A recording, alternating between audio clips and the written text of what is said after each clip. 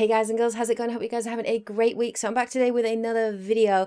This one was actually one that was requested by one of my subscribers that watched my Deus Ex videos and wanted a story video on the events in the book Deus Ex, the Icarus Effect, which is set sort of prior to human revolution. And it does have some major characters in there that very well might appear in Mankind Divided. So this video is a response to that request. Now it's very different to my usual story so far videos because usually I have gameplay footage and things going on in the background to help you guys follow the story. Obviously I don't have that at the moment. I've not had time as well to be able to write a script. So this is just me basically giving you a general outline of the story, the main characters involved, what happens in it, and sort of the key points that you need to know going into Mankind Divided. And hopefully it will give you guys some useful information that when you're playing Mankind Divided, you'll get a little bit more out of the experience, because there might be references to events that have happened before that you don't otherwise know about, and this will obviously give you that information. Deus Ex Icarus Effect is set prior to human revolution. It actually begins before it, and parts of the book do sort of cross into human revolution, particularly in terms of the beginning part, the prologue of the game. So the book revolves around two main characters, which is Anna Kelso, a US Secret Service agent, and Ben Saxon, who is a former British SAS elite trooper, elite soldier. He, at the beginning of the book, actually works for Bell Tower as a mercenary, as a hired mercenary, but it revolves around their stories. It doesn't really mention Adam Jensen too much. There are some references to him, but obviously nothing much on Adam Jensen, though it does cover a lot in terms of the Tyrants and the Illuminati and some of the villains that appear in Human Revolution, like Jaron Namir, Lawrence Barrett, Yelena Fedorova. It actually gives you some more information about them, and it expands on their characters a little bit. So if you like those characters and you're interested in them, it's definitely worth the read. So let's get straight into the events of the book. Now, I've made lots of notes on here, guys, pages and pages and pages of notes, so I'm going to try my best to keep this as concise as possible. So at the beginning of the book, we start with Anna Kelso, and we begin in Washington, D.C. And Anna Kelso is on a special VIP protection mission, and her goal is to guard a meeting between Senator Jane Schuyler and Garrett Dansky, who is the CEO of Caden Global, which is a massive human augmentation manufacturing company. They're huge.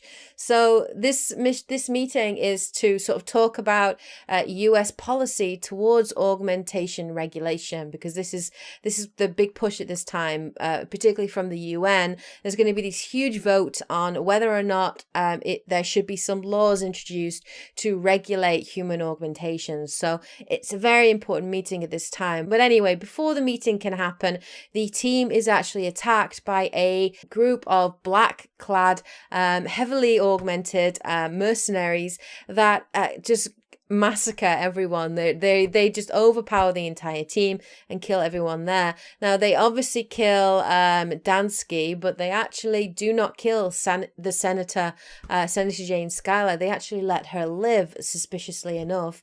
Anna is able to shoot one of the assassins and kill them, but she's also shot herself, and she's left on the ground for dead. Before Anna sort of blacks out, she witnesses the mass murder, the coldless, heartless killing of her entire team. She witnesses them all gunned down and killed. And there's particularly one that she witnesses, which is Matt Ryan, who's one of her closest sort of friends, really.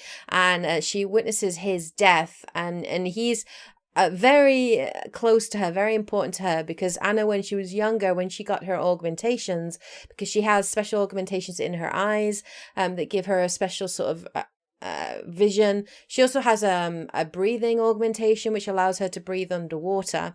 And when she was younger, she got addicted to stims, which are these injections that you can take, which help speed up your augmentations, or it increases the power of them and the abilities that you can get from it. So she became addicted to this power. She became addicted to these stims, and Matt Ryan basically pulled her back from the brink and effectively saved her life. So witnessing him being killed is obviously, as you can imagine, quite traumatic to Anna Kelso. So she blacks out anyway. At the same time, the book cuts to Ben Saxon, and Ben is in Australia on a special mission for Bell Tower, and he's the team leader of a specialist team called Strike Six, who are basically the elite of the Bell Tower mercenaries, and they're on a mission to take out an enemy faction, an enemy base, and hopefully bring an end to the Australian Civil War, which is happening at this time. Now, Bell Tower intelligence provided basically said that the route that they were taking was safe, that there were no drones, no enemy anti-air gun missiles or anything like that. Unfortunately, it turns out that the intelligence that was given was kind of inaccurate and wrong. Plane that they're on gets shot down by a drone, blown out of the sky, and pretty much all of Ben Saxon's team, bar one guy called Duarte, who Saxon pulls out of the burning wreckage, they all die. Now, Ben tries his best to save Duarte, but he doesn't succeed, and he ends up being killed by the drone that swings around for another shot.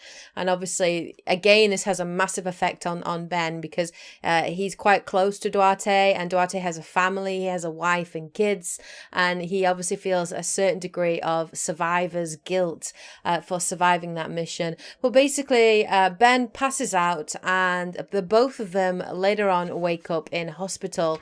Now, we begin with Anna, who wakes up in hospital, and she's as she sort of comes out of it, she's met by Ron Temple, who is the kind of the leader, her boss basically in the Secret Service, and she learns that the entire event, the attack that happened, is kind of being covered up, and that the chief medical examiner has basically come to the conclusion that the group was attacked by the Red Arrow Triad, who have a vendetta against Senator Schuyler. Now, Anna Kelso does not believe this reason that's given, and she's adamant that that Schuyler actually wasn't the target because she wasn't killed, and she's adamant that it was Dansky actually that was the target, and that it could not have been the Triad, because these group of mercenaries were so professional in the way in which they killed her team that it just couldn't have been them. It was planned, it was methodical, and she does not accept this mission, and she kind of takes it on herself really to find out who did it, to find out who killed particularly Matt Ryan and her team, and she won't let it go. She just will not let it go. Now, at the same time as well, we also cut to Ben Saxon, who was just woken up in hospital as well, and while he's there, he meets Jaron Namir, who basically comes to his hospital bed and kind of recruits Ben Saxon, and he basically convinces Saxon to join the Tyrants. He convinces Saxon that Bell Tower knew that the mission was dangerous, that they kept this information secret from him, and that there's a kind of a conspiracy going on, and that if he joins the Tyrants, not only can he do good in the world, but also he can find out who was responsible for it and possibly get revenge. So Ben Saxon agrees to join the Tyrants as part of that. We then cut back to Anna Kelso, and we see that Anna Kelso is beginning her own investigation into what happened. And to do that, she's gone to the USS Intrepid, which is a rundown ex-military ship used by the American military forces. But it's now being used as a base of operations for kind of black market hackers and drug and info trading groups, basically freelance hackers.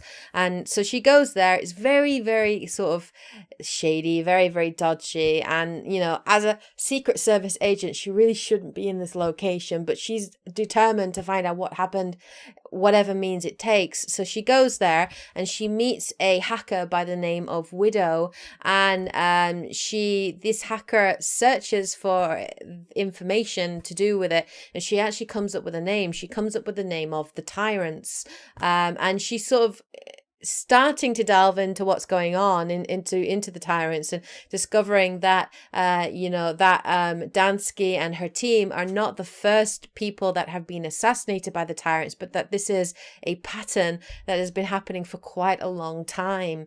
These people just disappearing secretively, and not much being covered on it. So yeah, she discovers this, but before she can go into more detail on it, the ship is actually raided by the NYPD, and Anna Kelso, before she can escape, is arrested by the NYPD and taken into custody.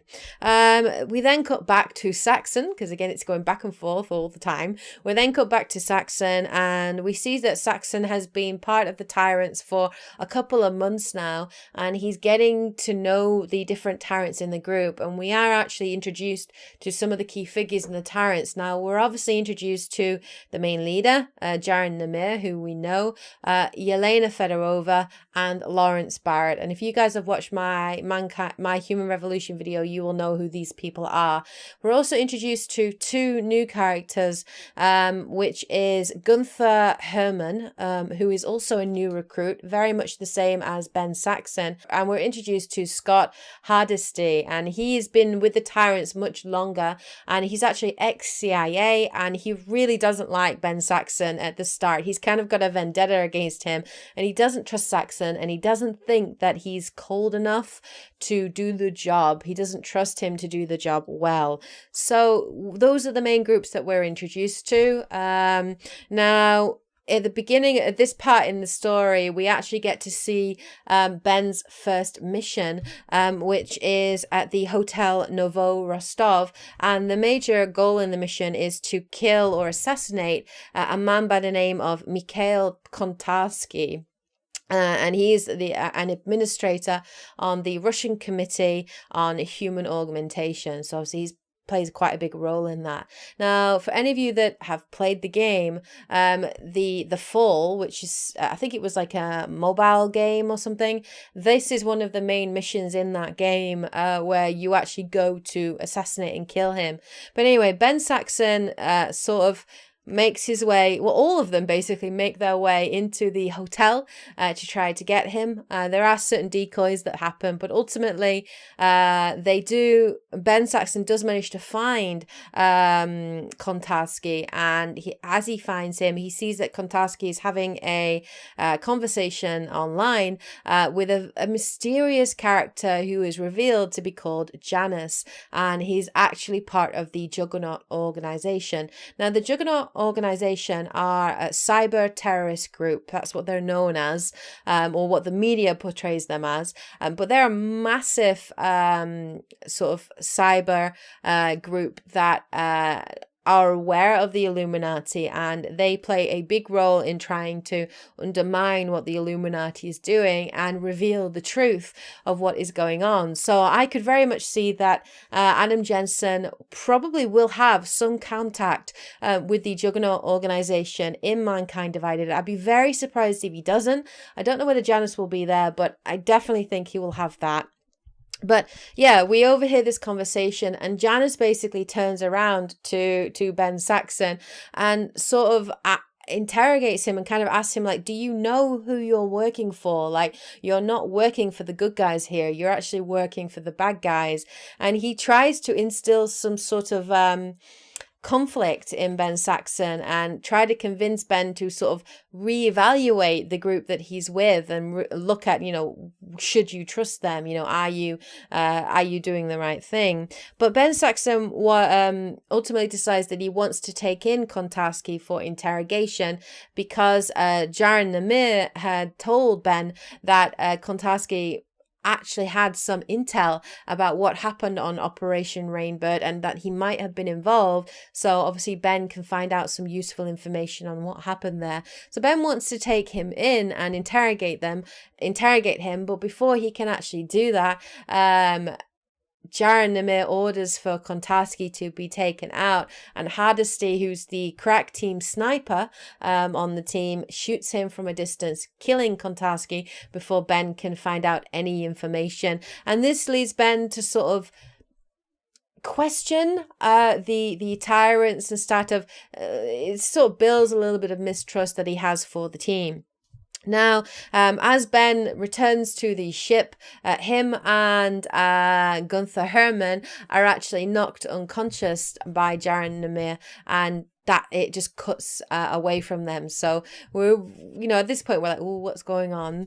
But anyway, it cuts back to Anna Kelso, and she's at home, and she gets a mysterious call from a guy called Debar, who is a young teenage hacker for the Juggernaut organization.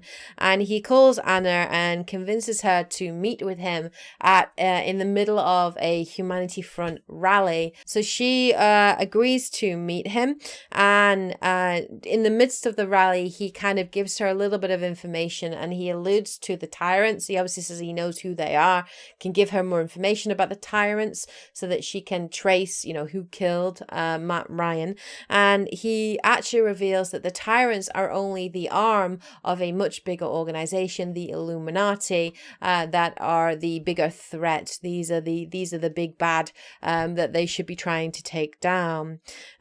We then cut back to Ben Saxon, and he wakes up, and it becomes very apparent that Jaren Namir basically throws a gun in between Ben Saxon and Gunther Hermann and effectively says, one of you is a traitor, one of you cannot be trusted, so you have to take out the other guy. So they have a scramble for the gun and a fight involving their augmentations. Anyway, Ben Saxon gets the upper hand. He grabs the gun and points it on Gunther Hermann and is about to pull the trigger, but actually ultimately decides to let Hermann live, and he doesn't kill him. He refuses to shoot him. And Jaren Namir reveals that it was a test, and that actually they both have passed because they didn't kill each other, and that was the test to show their loyalty, if they would be loyal to the group. This rubs Ben Saxon the wrong way, and he's very unhappy about this trial, this test that was put on him, and he doesn't like the way that the Tyrants do things. We then cut back to Anna Kelso and Debar. And Debar explains to her about the Icarus Effect and about the Illuminati a little bit. She doesn't really believe him, but Debar also kind of talks about that there must be a mole in the Secret Service, because he reveals that by investigating the Mercs, that they have certain intelligence, certain information about the routes that the Secret Service agents were taking, that only an inside source could have provided this information to them. So there must be a mole in the Secret Service, and Anna agrees that that must be the case. So they ultimately, both of them, decide that the only way that they can find out who this mole is to break into the Secret Service headquarters, hack into these servers to find out where this information was sent from, so they can retrace the routes and thereby find who the mole is. We cut back again to Ben Saxon, and we see him living in London now in a luxurious apartment. And as Ben Saxon is there and looking out of the window across London at night time, he sees an advertisement blimp go across the window, and on it says, "Do you know who you work for?" And basically Janice is sending subliminal messages to him to try to constantly remind him and instill doubt in him. Ben Saxon actually finds a phone in his pocket as well. And there are multiple text messages on it as well. And obviously Janice is trying to make contact with him, and Ben's still not sure whether or not to trust this guy. But before he can do anything with that, Yelena Fedorova arrives into the apartment room. And in a very Yelena fashion, she doesn't say anything. She's very quiet. And she just walks up to him, effectively seduces him. And the two end up sleeping together. The two end up having sex. And it cuts away. And that pretty much is what happens there. We then cut back to Washington, D.C., and Anna Kelso is breaking into the Secret Service headquarters. She breaks in, sneaks into the server room, and inserts a flash drive. And Debar is in the car park with a laptop, hacking into the system and finding out what's going on. Now, as all this information is coming up on screen, Anna Kelso actually discovers who the mole is, and it is Ron Temple, her boss. And also, one of her friends as well. So she feels incredibly betrayed and angry. She yanks out the flash drive before Debar can access any other information, because obviously she's still a Secret Service agent at heart. She still doesn't quite trust the Juggernaut organization because she's been trying to catch them for years. So she doesn't trust Debar, but she's got the information that she wants, and she tries to flee to leave the base of operations, but unfortunately she is captured by her ex-co-workers who recognize her and take her into custody, and they take her into the underground prison cells at the base of the Secret Service headquarters, and she was then interrogated by Ron Temple. Now obviously Ron Temple calls into the headquarters, and he's incredibly pissed off, angry at Anna, and also disappointed. He accuses Anna, and he's just like, why did you follow this? Why didn't you just let it go? Move on. You've now sort of forced me to have to do what I didn't want to do, basically. Trying to justify himself to Anna, who's obviously accusing him of being a traitor and a spy. And so Ron Temple basically defends himself, and he's like, I didn't want to do it. I had no choice. The Tyrants and the Illuminati had basically threatened to kill his ex-wife and his children, and he was doing it to protect them. That was his main reason. So anyway, Ron Temple interrogates her, and then he's sort of saying, well, now I'm going to have to get rid of you. You're a liability. So, he sort of talks about taking her to a remote location where she's going to vanish. She's going to disappear from all knowledge from the world.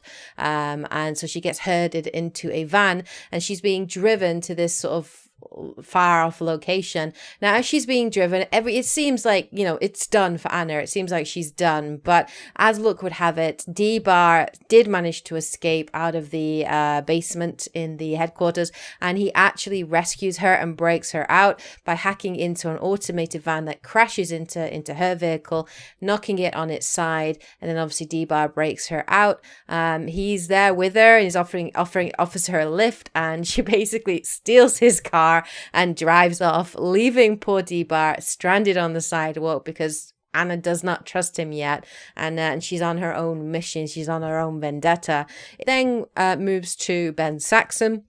And Ben Saxon is on the jet at this point, and in it they're all being debriefed by Jaron Namir, who's talking about a new mission that they have, which is one that you guys will know. It is the Sarif Industries mission in Detroit, and they're talking about how Sarif Industries have a new technology called the Typhoon explosive system that is a danger to the Illuminati, and that has to be taken out. They also talk about the scientists and how these scientists have been captured against their will and how they have to liberate them. It's very, very shady, considering we know obviously why they were there and what they were doing. They do also talk about Adam Jensen and reference Adam Jensen. They talk about him. Now Ben Saxon tells them that they should really pay attention to Adam Jensen and not underestimate him because of his background in the CIA. But Jaron Namir basically downplays. He's like, the guy is human. He's got no augmentations. He won't stand a chance when it comes to the Tyrants. And so it seems like everybody's going to be going on this mission. However, Jaron Namir gets some news about Ron Temple, that Ron Temple has been compromised, and as a result changes tactics, and he actually sends Hardesty, Gunther, Herman and Ben Saxon on a separate mission, while him and Yelena Fedorova and Lawrence Barrett go to Detroit to invade Sarif Industries. Instead, he sends the three of them on a mission to take down Ron Temple. Now, when they actually get there to invade Ron Temple's house, Ben Saxon is actually left on the helicopter, and Hardesty basically says, I don't want you with me, man. I don't trust you. I don't think you can make the call when you need to. I don't think you have it in you to be a ruthless killer, to take everybody out in that house, because it's not only Ron Temple they're taking out, it's any innocent bystanders that are there as well, potential witnesses to what's going on. So Ben Saxon's basically left on the helicopter, twiddling his thumbs in frustration. We then span to Anna Kelso, who's actually also arrived at the house, having stolen Debar's car. She's gone to Ron Temple's house because obviously she knows where he lives, and she's jumped over the fence into the garden. Now she sees two people running out of the house, and then she sees them gunned down in cold blood. And as she creeps into the house, she spots all these dead bodies lying around her. She can hear the floorboards creaking, and she realizes very quickly that the Tyrants are there to take out Ron Temple. And obviously she needs to get to him as quick as possible to get intel from him about what's going on, and who the Illuminati are, who's given the orders, who he was working for, because she doesn't know anything at the moment. And also she needs to get out there herself so she doesn't get caught in the crossfire. So as Anna Kelso makes her way in, she goes down into the basement as she's more aware of the house and thinks that's probably the best place that Ron Temple is going to hide. So she creeps down into the basement, and she does actually stumble across Ron Temple, who is cowering in the corner, petrified, and obviously he knows that they've come to kill him. Anna basically is like, I want to know what's going on, and she wants to get him out of the house so she can interrogate him later. But as they're trying to sort of make their way up onto the first floor to escape, an incendiary grenade is thrown in the midst of them. It kills Ron Temple, and Anna Kelso just barely escapes with her life. Having seen that Temple is now dead and her only lead is now gone, she basically makes a run for the fence to escape. And as she's making that run, we actually cut to Ben Saxon on the helicopter, who has spotted her running away, and he has a very clear shot. So he aims with his gun. She stops, so she's running towards him because she can see Ben Saxon there, and she knows that she's probably going to die at this point. Now Ben Saxon has a choice here, and he actually cannot pull that trigger. He decides that he can't kill her. He lowers down his pistol and actually lets Anna Kelso escape. We then cut to Anna Kelso, and she's back at home, having returned home, and she's regrouping and sort of deciding, what do I do now? And she puts the TV on, and on the television she discovers that actually she has been blamed for the murder of Ron Temple and also for the massacre that happened at his house, and that the CCTV footage has been doctored to actually show Anna's face as one of the would-be killers that pulled the trigger. So she is now on the most wanted hit list, and obviously her face is all over the place, so she really has to get out of the city as quickly as possible before she is discovered. So when she gets back as well in her apartment, she notices that there's a package on the table which contains an EMP grenade, a flash drive, and also directions to a mysterious location in Canada. Now she notices behind her that the window is open, and it wasn't open before. And as she's turning around to sort of grab for a weapon, Yelena Fedorova actually materializes, because she was cloaked, obviously. She materializes with a sharp kind of blade, and she goes for Anna Kelso. Now, Anna Kelso struggles, obviously, because Yelena Fedorova is a lot stronger than her because of her augmentations, and she basically grabs the EMP grenade and she throws it down, and it ends up basically completely destroying her own vision because she has augmented eyes, so she goes blind. But at the same time, it takes Yelena Fedorova down because she loses the use of her legs, basically her augmented legs, and also her cloaking system. So Anna Kelso stumbles out of the apartment completely blind into the city, into the street, and makes a run for it, and gradually her vision comes back and she goes towards the train station, I think, to get away. So we cut back to Ben Saxon, where he is on the runway next to the Tyrant jet, and he basically hides and overhears a conversation between Hardesty and Namir. Now Hardesty basically is telling Namir that Saxon is a liability, that they should cut him loose, that they should kill him, that they can't trust him, and that he doesn't have what it takes to get the job done. And the fact that they've had to send Yelena to finish the job is not good, really. So Saxon basically counters that and says, well, no, he does have skills. Because of his experience, he can still be very useful to the Tyrants, and Namir finished by saying, well, at the end of the day, Ben Saxon is expendable, as are all of the others. They're all expendable in their main mission, which is to carry out the will of the Illuminati. And at the end of the day, Namir will kill Ben Saxon if he becomes a liability. Now, obviously, Ben overhears this, and this reinforces his earlier feelings that he can't trust the Tyrants, that they're not the noble group he thought them to be, and that actually what they're doing is a lot darker and a lot shadier. And it's at this point then, once they've gone back into the helicopter, Saxon decides to actually contact Janus and uses the phone to contact him. And Janus basically gives more information to Ben Saxon about sort of the Tyrants, and he talks about something called the killing floor, which is basically this online server, this connection that the Illuminati make with the Tyrants, where they give them their targets, their assassination targets, their missions, intel on what they're doing, and obviously prospective candidates to join the Tyrants as well. And the Juggernaut Collective are trying desperately to gain access to this killing floor, but it's impossible to hack it because it constantly moves, and the access points move all the time. So it's impossible even to find the location of where this killing floor is. But Ben Saxon has access to the Tyrant jet, and therefore has unique access to this killing floor. So Janus asks Ben to hack into Jaron Namir's terminal on the plane and to gain access to it. Saxon boards the Tyrant jet just as it's taking off. We then go to Anna Kelso, who's on a train leaving the city and no doubt heading to Canada, which is where she's been directed to go to. And as she's on the train, she's trying to keep hidden, wearing a hood, trying to keep hunkered down, and the train makes an irregular, unexpected stop, and it appears that the police are actually doing an inspection of the train.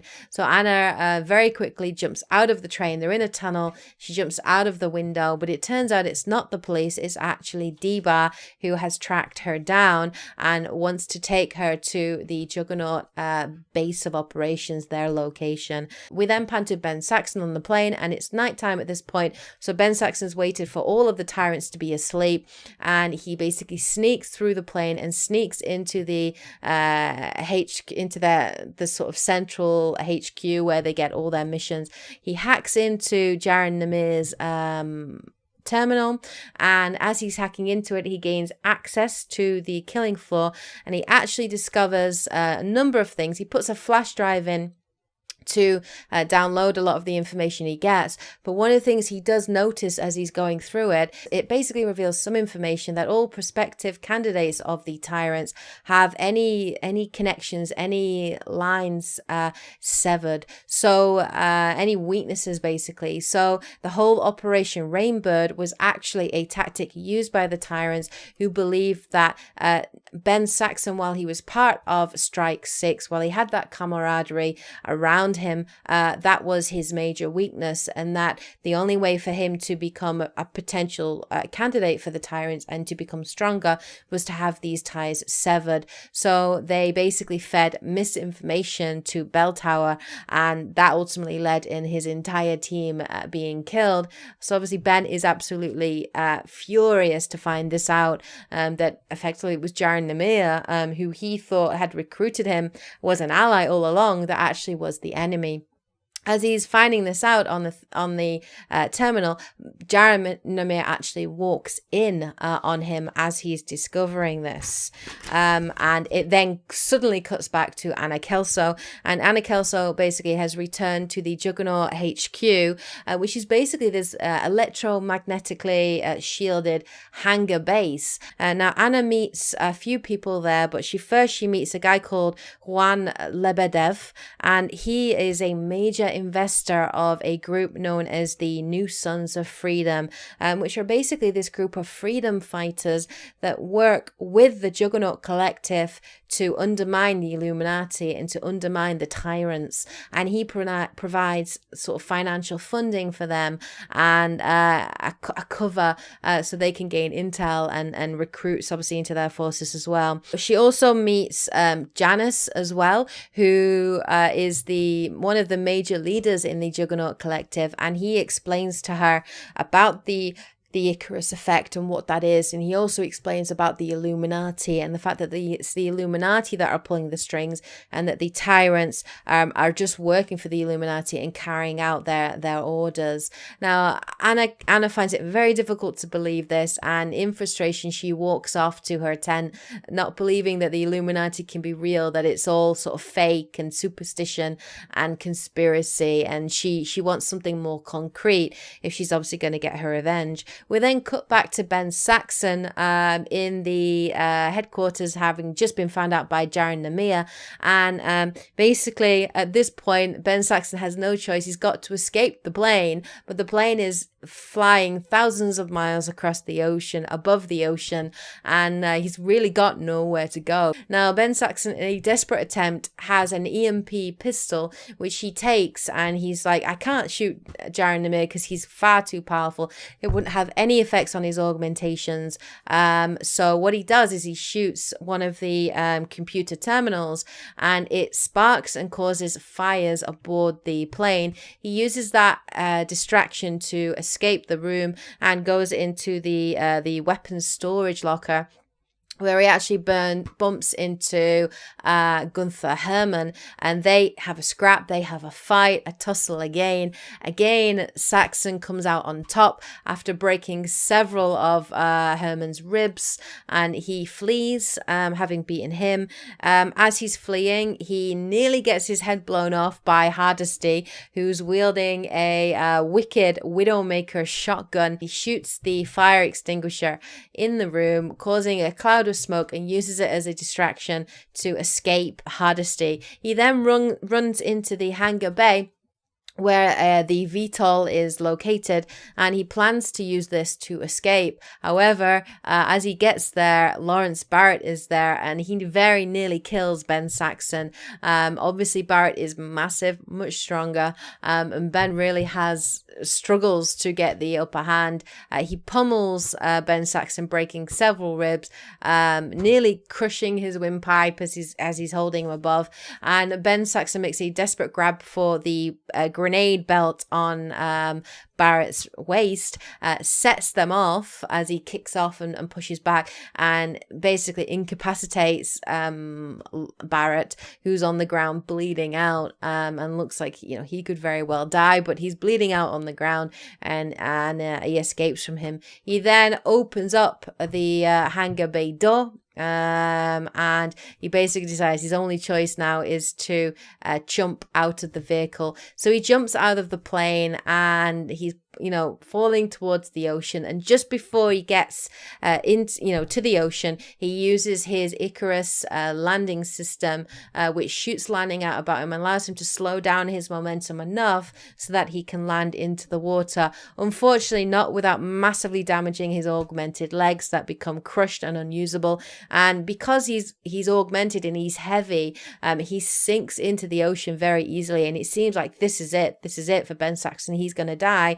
But a mysterious sort of machinery engulfs him, so it goes up to him and takes him into storage and sort of into the dark, and that's what it ends there. And then it cuts back to Anna Kelso at the Juggernaut camp. So as Anna is trying to come to terms with what's been told to her, she actually goes into the communications tent and speaks to Janice again, and Janice shows her a vision of what the Illuminati want to do. And this vision shows her a future where augmented people are rioting in the streets, are burning buildings and killing people. And this is, Janice shows her that this is their true goal, this is their true intent. Now, seeing this vision horrifies Anna Kelso, and it's this, as well as many other things, that make her decide that she's going to help, that she's going to fight to try to stop the Illuminati. Anna then hears commotion on the dock, and she walks out to the docks, and they see an automated trawler coming up to the dock. It opens, and Ben Saxon steps out and reveals that he has the flash drive, which contains access to the killing floor. He obviously he's introduced to Anna Kelso as well as D-Bar, and then later he speaks to Janice. D-Bar uses the flash drive to hack into the killing floor, and they discover the next target for the Tyrants, which is none other than Bill Taggart, William Taggart, the leader of the Humanity Front. Now, they're very surprised by this because obviously the Humanity Front are anti-augmentation, which is exactly what the Illuminati are, but they surmise that the Tyrants want to kill William Taggart to make him a martyr for the cause and hopefully push for a vote for augmentation regulation and for the UN to vote in their favor to stringently regulate it. They decide that they have to stop this. They can't let this happen. And they're going to get one up on the Tyrants. So they decide to go to Geneva, which is where William Taggart will be, which is where the UN vote will take place. They decide to go to Geneva in Switzerland to stop this happening.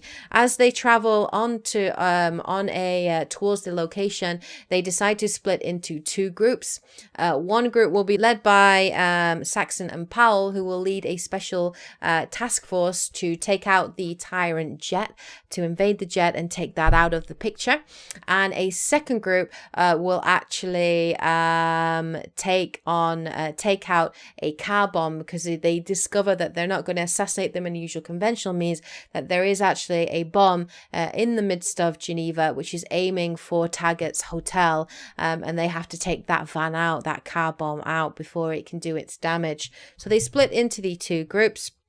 Ben Saxon goes to the jet, and they very easily sneak into the jet, but they discover that the jet is empty. It's empty. There's nobody there. As they hack into the terminal, Ben Saxon discovers a third location, which is called the Icarus, and very quickly realizes that this is a trap for them. Unfortunately, he doesn't really realize soon enough. As he's making a run for the exit, the jet goes up in flames. There's a massive explosion which throws him from the plane, but unfortunately takes out Powell and his team completely, and Ben Saxon is the only survivor of that. We then cut to Anna Kelso, and she's in a van along with D-Bar and Crooks, I can't say his name, but Crooks, who's another Juggernaut initiative, and they're pursuing the car bomb through the city. As they get adjacent to the van, D-Bar recognizes the driver as none other than Gunther Hermann,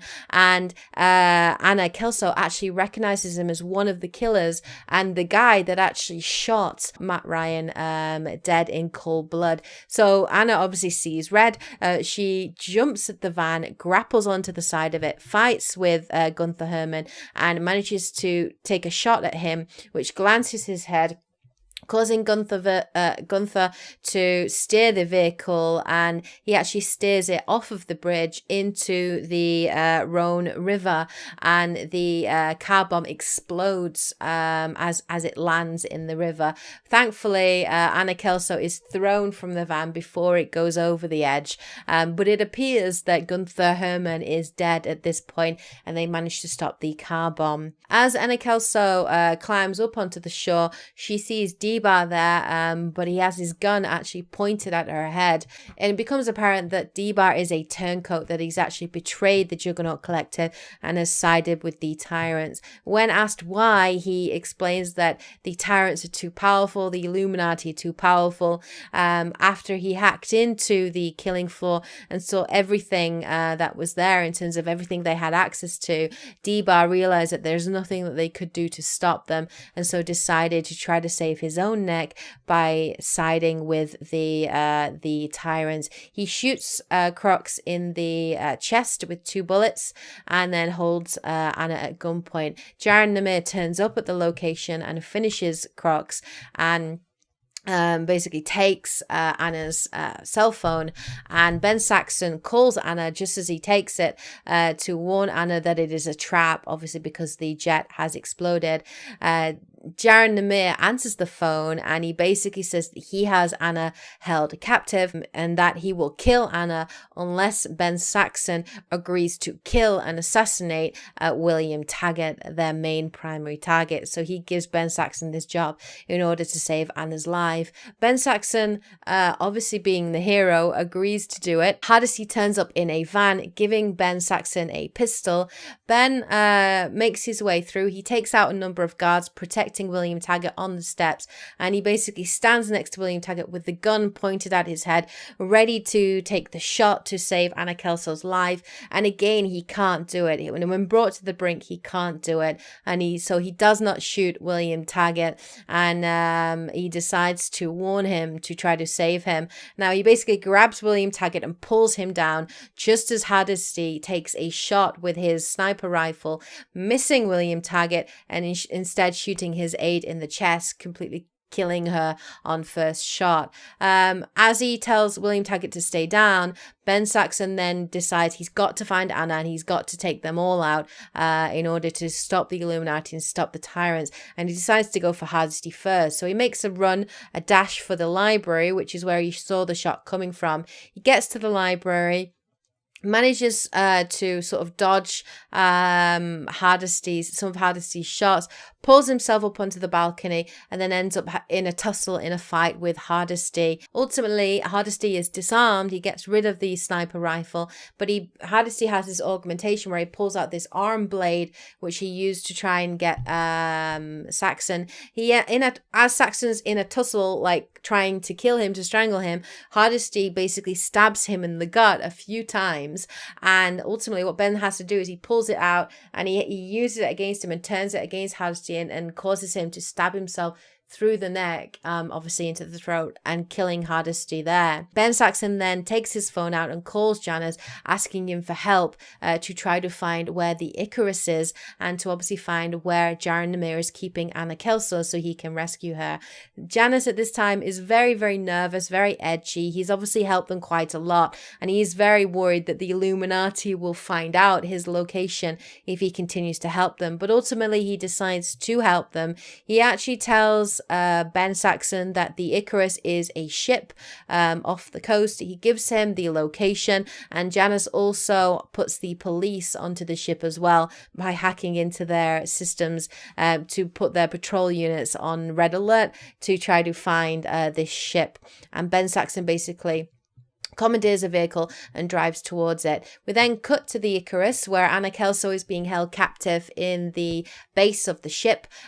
She's in some kind of prison cell, and Lawrence Barrett basically comes into it, taunting Anna Kelso, talking about how he's going to enjoy torturing her and getting all the intel and information out of her, that she's no longer valuable because Ben Saxon refused to kill William Taggart, and now that basically they can do anything they want with her. Anna Kelso realizes she's got very few options, so what she does in a desperate bid is she takes a commemorative coin that she got from Matt Ryan, which she got for being clean, for becoming clean in terms of her stim addiction, and she uses this as a kind of a knuckle duster and goes to punch Lawrence Barrett and punches him and basically ends up cutting down his eye right down here, which is why he actually has a scar in Human Revolution. He's obviously bleeding down the face, and that causes a distraction. She makes a run for it while Lawrence Barrett is distracted, and unfortunately she runs into Yelena Fedorova that overpowers her, knocks her out, and obviously takes Anna Kelso hostage to the top of the ship, where a VTOL jet is waiting to take off to escape. All three of them: Lawrence Barrett, Yelena Fedorova, Jaron Namir, and obviously Anna Kelso. As Jaron Namir is on the top of the ship, as he goes to open the VTOL, however, the pilot of the VTOL is thrown out, and none other than Ben Saxon steps out out of the Vital, saying, "You remember me? You didn't forget about me, did you?" And he basically steps out and ready to take on Jaron Namir. And Namir basically goes, "Right, I'm going to handle this guy. It's going to be a one-on-one fight." Unfortunately, Ben Saxon is heavily outgunned, outweighed. Jaron Namir's augmentations are just too strong for him, and Jaron just overpowers him completely. He pummels Ben Saxon into a bloody pulp, probably breaks several more ribs.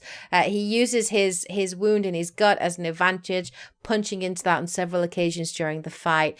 And what happens is, in the tussle, Ben Saxon falls quite close to where the pilot's body is, and he notices that there's a pistol right next to the body. So he grabs the pistol and shoots Jaron Namir in the torso about 3 or 4 times, causing Jaron to fall back. He then aims the gun at his head and is about to pull the killing trigger when Lawrence Barrett yells out, and he's grabbed Anna Kelso and has her by the neck, and basically said, "If you don't stop, if you don't not kill Jaron, if you don't stop, I will kill Anna Kelso."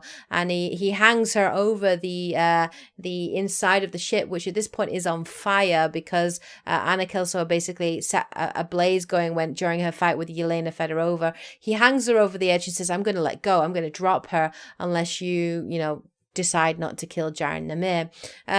Ben Saxon throws the gun away, and Lawrence Barrett, obviously not being trustworthy, lets Anna go anyway, and she falls into the fire, and it looks like she falls into her doom.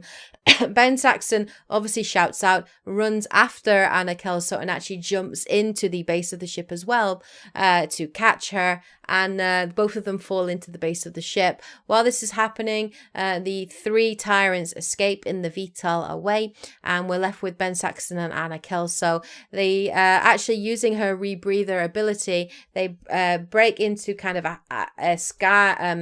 a diving hatch, which is in the bottom of the ship, and break out into the water and stay underwater. And basically Anna Kelso uses her rebreather to feed air to Ben Saxon so that he doesn't die, and that's where we end there. We then cut to Paris. Several months later or weeks later, we cut to Paris, where we see 2 Illuminati members, Morgan Everett and Lucius de Bez, meeting in Paris, sat at a cafe talking, and they talk about how while the event obviously did not go fully to plan, that they've been able to use the assassination attempt on William Taggart to further their own objectives, and have successfully used that to try to enforce a United Nations vote on regulation.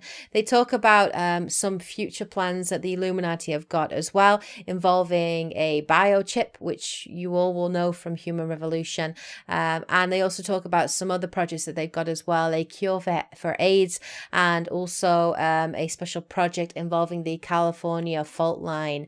Who knows whether we'll see these other plans in Mankind Divided? I suppose that still remains to be seen. But they talk about how they're going to use that to their advantage, and all these other projects that they've got going, and how the Tyrants will continue to carry out their goals.